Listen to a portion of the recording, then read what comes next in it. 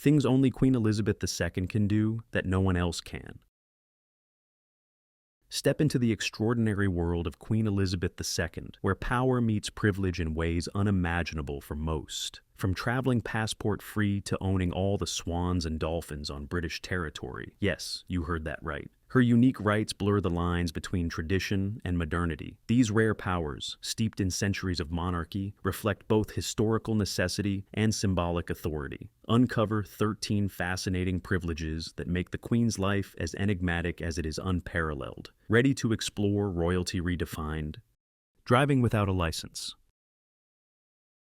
One of the most curious privileges Queen Elizabeth II enjoyed during her reign was the freedom to drive without a license. While most citizens in the United Kingdom must undergo rigorous tests and obtain a driving permit, the Queen is entirely exempt from this requirement. This unusual perk stems from the fact that all driving licenses in the UK are issued in the Queen's name. As the sovereign, she cannot legally issue a license to herself, effectively granting her the unique status of being able to drive unlicensed. Despite never having taken a driving test, the Queen was known to be an adept and confident driver. Her driving skills were honed during her service in World War II, when she trained as a driver and mechanic for the Women's Auxiliary Territorial Service. As a young princess, Elizabeth operated first aid trucks, navigating challenging terrains and handling vehicle maintenance tasks, such as changing spark plugs and fixing engines. This experience set her apart as a monarch who wasn't afraid to roll up her sleeves and engage in practical work, a quality that endeared her to many. Over the years, the Queen often drove herself within the confines of her estates, particularly at Balmoral and Sandringham. These moments offered her a rare opportunity for privacy and independence. Sightings of her behind the wheel of her iconic Land Rover became a beloved symbol of her grounded personality and self-reliance. This privilege of driving without a license is one of many that reflect the deep connection between the monarchy and British law. They are part of the broader framework of royal prerogatives that emphasize the Queen's unique role as both a figurehead and a symbol of continuity in the UK. Driving without a license plate. Another fascinating privilege unique to the Queen was the freedom to drive without a license plate on her vehicle. In the United Kingdom, every vehicle on the road is required to have a registration plate. However, the Queen's cars were an exception to this rule, making her vehicles instantly recognizable. This exemption aligns with her status as the head of state, as vehicle registrations in the UK are issued under her authority. Since the Queen oversees this system, it is deemed unnecessary for her personal vehicles to adhere to the same rules. The absence of a license plate on Queen Elizabeth II's cars was a powerful symbol of her immunity from ordinary legal protocols, highlighting her unique position within the legal framework of the United Kingdom. This exemption was not just a ceremonial privilege, it reinforced her status as the monarch, above the regular laws that apply to citizens. The Queen's vehicles often didn't need a license plate because her royal standard, a distinctive flag flown when she was present, was all that was required to announce her arrival. Despite this special exemption, the Queen was rarely seen on public roads. She preferred to drive within the confines of her private estates, such as Balmoral and Sandringham, where she could enjoy her passion for driving in a more personal, undisturbed setting. On these occasions, she drove herself, often without the formality of a chauffeur or the usual registration requirements. Her ability to drive without a license plate added an air of casual elegance to her travels, reinforcing the monarch's connection to tradition, while simultaneously offering a glimpse into her more private life. This privilege exemplified the perfect blend of symbolism and practicality in royal customs. It not only signified the Queen's special status, but also provided a level of privacy and security, ensuring her royal journeys were as discreet as they were distinguished. Exempt from speed limits.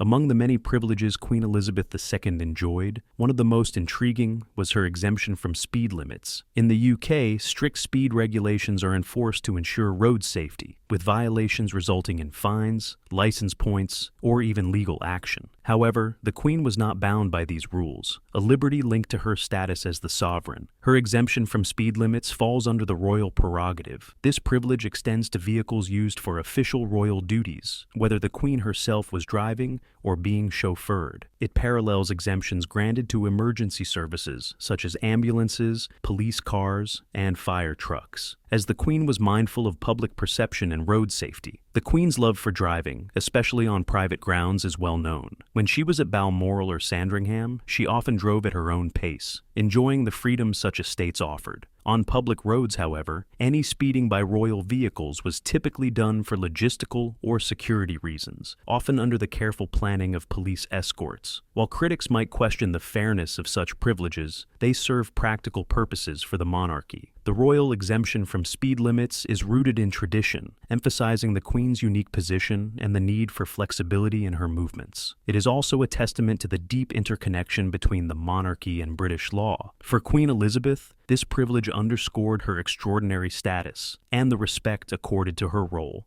traveling without a passport.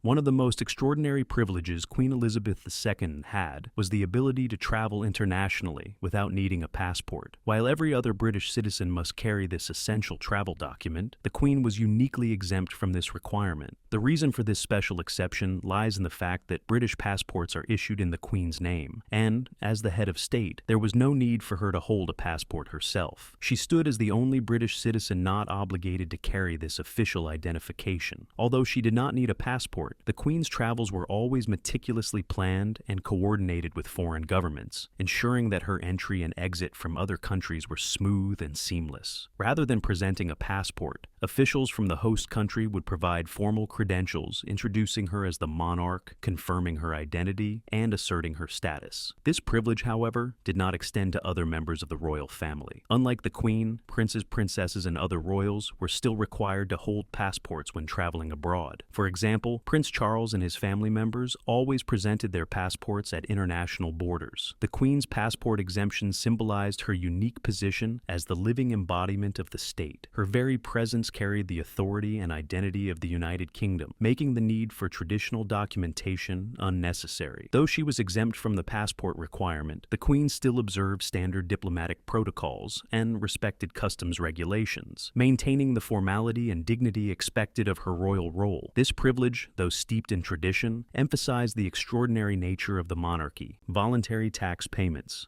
One of Queen Elizabeth II's lesser-known privileges was her legal exemption from paying taxes. Under British law, the Queen was not required to pay income, capital gains, or inheritance taxes. This exemption was based on the historic principle that the sovereign, as the source of all taxation, could not be taxed by their government. However, despite this legal privilege, the Queen demonstrated a strong sense of public responsibility and accountability. In 1992, following increasing public scrutiny and calls for transparency, she voluntarily began paying taxes on her income and property. This decision was seen as a gesture of solidarity with the British public and a reflection of her commitment to the values of fairness and service. While the Queen continued to retain other tax-related exemptions due to her royal status, her voluntary contributions were praised as a step toward aligning her royal privileges with the expectations of modern governance. The decision followed public scrutiny regarding the royal family's finances, particularly in light of a fire at Windsor Castle,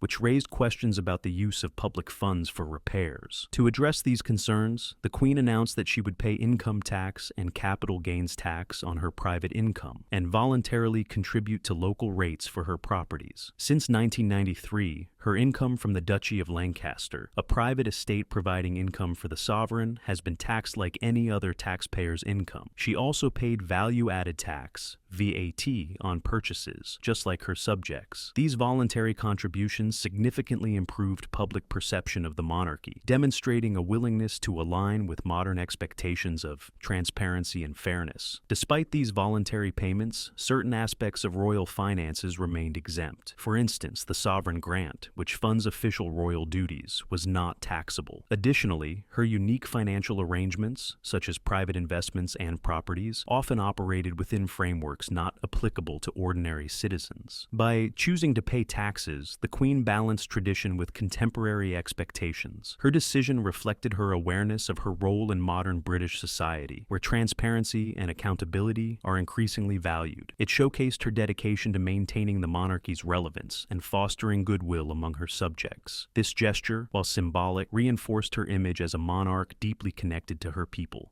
Sovereign immunity. Protection from arrest.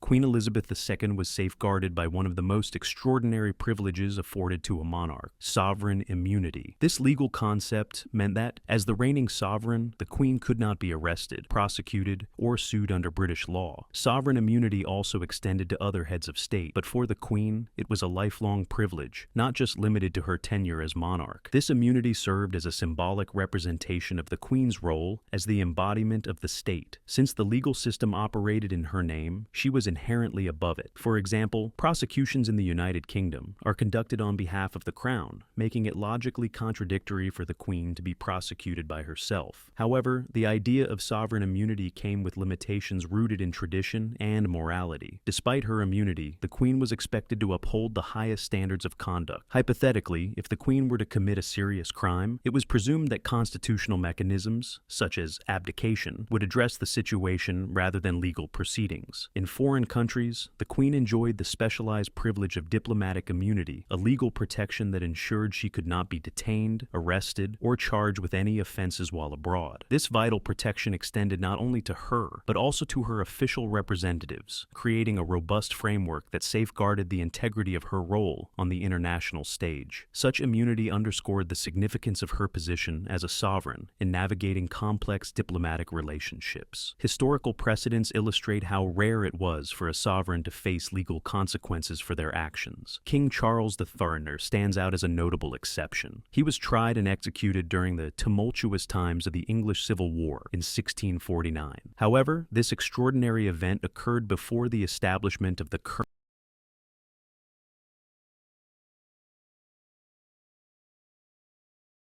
While sovereign immunity provided the Queen with a layer of protection from legal and her personal accountability as a monarch. This privilege served to emphasize her status as a figurehead, standing above the laws that govern her subjects, while simultaneously embodying the continuity, stability, and tradition of the British state.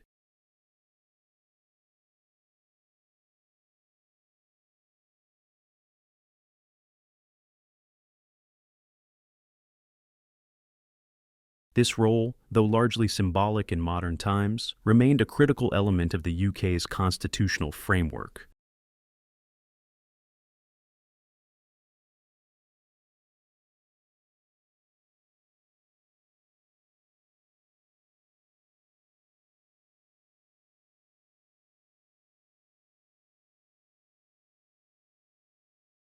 The leader of the political party that secured the majority of seats in the House of Commons,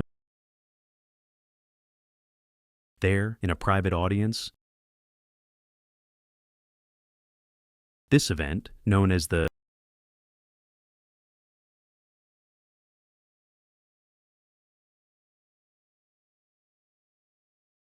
in situations of political,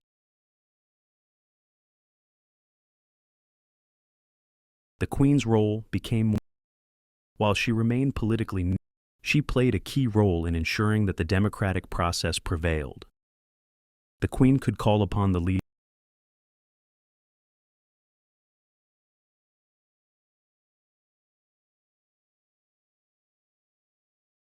ensuring the nation moved forward.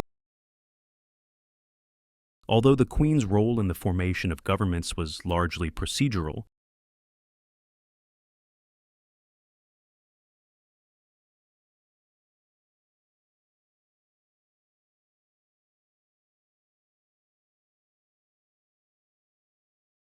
and the balance between the monarchy and democracy in the UK,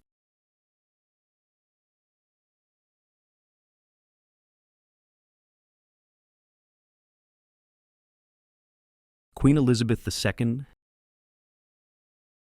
a prerogative power that allowed her to extend mercy. This ancient privilege was rooted in the idea of the monarch as the ultimate source, a concept that dates back. While the Queen exercised this power sparingly,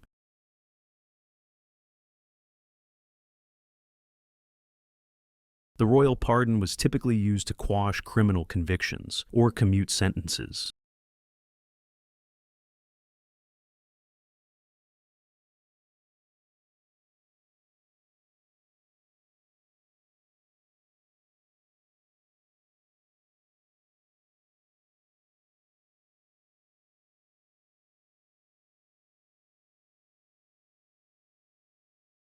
particularly during eras when the death penalty was widespread.